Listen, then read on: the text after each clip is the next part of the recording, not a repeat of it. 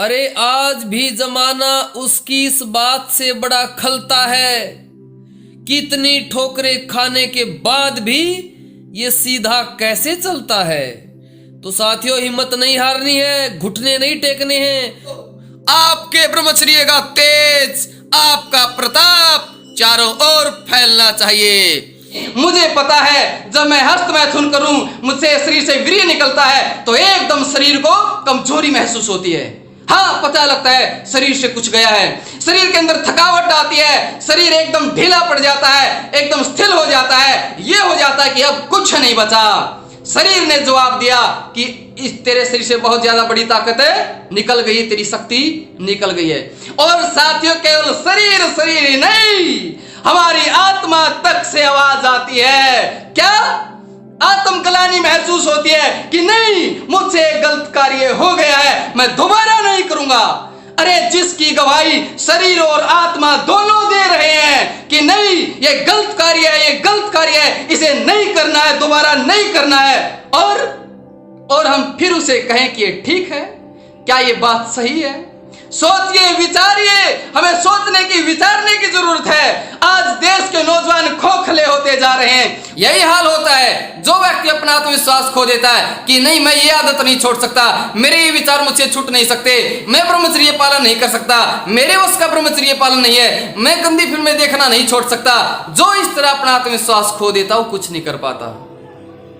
लेकिन यदि किसी को उसकी शक्ति बता दी जाए तो क्या नहीं कर सकता। ये लोग ठग रहे हैं, बहका रहे हैं, अपनी दुकानें चला रहे हैं, अपने देश के नौजवानों को खोखला कर रहे हैं। साथियों, खोखला कर रहे हैं। ब्रह्मचर्य से उत्तम कुछ नहीं है। मैं ऋषि चरक को उठा लीजिए, ऋषि सुश्रुत को उठा लीजिए, हमारे ऋषि चीख चीख कर बोल रहे हैं ब्रह्मचर्य ब्रह्मचर्य ब्रह्मचर्य। लेकिन आज इस ऋषियों की भूमि में लोग हस्त मैथुन का जिक्र करते हैं।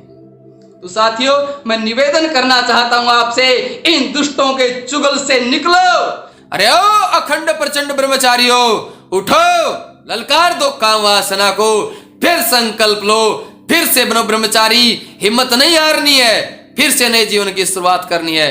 जब आप अकेले हो, आपका मन ब्रह्मचर्य नाश करने को करे, आपको शरीर से कोई कुचेष्टा करने को मन करे, लेकिन फिर भी आप फिर संकल्प लेते हो कि नहीं, मैं ब्रह्मचारी हूं, मैं नहीं करूंगा, मैं नहीं करूंगा, मुझे नहीं करना, तो मैं कहता हूं जब आप नहीं करोगे तो क्या आनंद की अनुभूति होगी। ओहो, आश्चर्य। आप उस पल को जिंदगी में भूलोगे नहीं कि मैं इतनी प्रबल इच्छा थी, उसके बावजूद भी मैंने उसे रोक दिया, मैंने नहीं किया। आप उस पल को याद रखोगे। तो मैं आपको यही समझाना चाहता हूं, ब्रह्मचर्य पालन में करोड़ों गुना, अरबों गुना ज्यादा आनंद है। वासना में जो आनंद है वो तो कुछ भी नहीं है। तो आप संकल्प लें, आप एक बात सोचिए। अरे आप कोई सामान्य हो क्या? आक्रमण करो, घुटने मत टेको, आक्रमण से आप बच पाओगे। और आक्रमण इसी तरह, जब आप वासना आपको घेर ले तो आप वासना पर भी आक्रमण करें। वो आक्रमण कैसे करना है? देखो, मैं आपको एक बात फिर कहना चाहता हूं, वासना बहुत शक्तिशाली है, इसमें कोई शक नहीं है।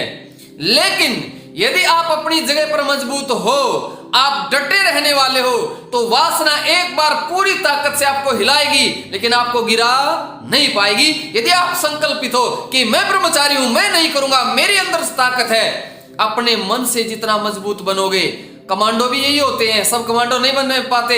जो मन से मजबूत होते हैं कि मुझे ये करना है और मैं करूंगा, चाहे कैसे भी परिस्थितियां क्यों ना जाएं। इसी तरह जो ब्रह्मचारी होते हैं वो भी संकल्पित होते हैं कि मैंने ब्रह्मचर्य का संकल्प ले लिया है, मैं इसे नहीं करूंगा, मैं ब्रह्मचारी हूं। लेकिन आज का युवा भटका हुआ है। लोग नपुंसकता के शिकार हो रहे हैं। चारों तरफ विषय वासनाओं का माहौल बना हुआ है। ब्रह्मचर्य पालन नहीं करते। क्रांतिकारियों और महापुरुषों के जीवन से ब्रह्मचर्य की प्रेरणा नहीं लेते। उनके ब्रह्मचर्य रूपी तप का मजाक उड़ाते हैं और दिन प्रतिदिन काम वासनाओं में फंसकर इंद्रियों से कुचेष्टा कर रहे हैं। कोई नाइटफॉल से ग्रसित है, कोई शीघ्र पतन से ग्रसित है, तो कोई हस्त मैथुन से। लेकिन ऋषि कहते हैं ब्रह्मचर्य में इतना आनंद है कि एक कामी व्यक्ति सपने में भी नहीं ले सकता। ब्रह्मचारी ब्रह्मचर्य रूपी तप से शरीर को तपाकर वज्र के तुल्य मजबूत हो जाता है।